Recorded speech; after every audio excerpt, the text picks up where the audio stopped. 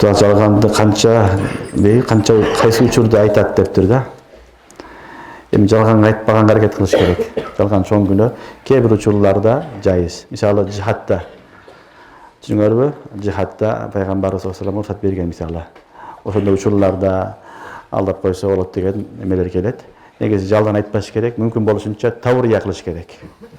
Жалганда болбош керек. Таврия кылганга аракет кылыш керек.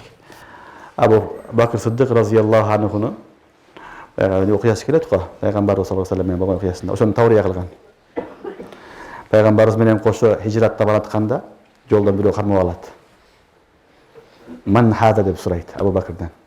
Сураганда хаза юршидуни тарих деген. Мага жол көрсөтөт дегенде, айткан бул жол көрсөтөт экен, жолоочу экен деген.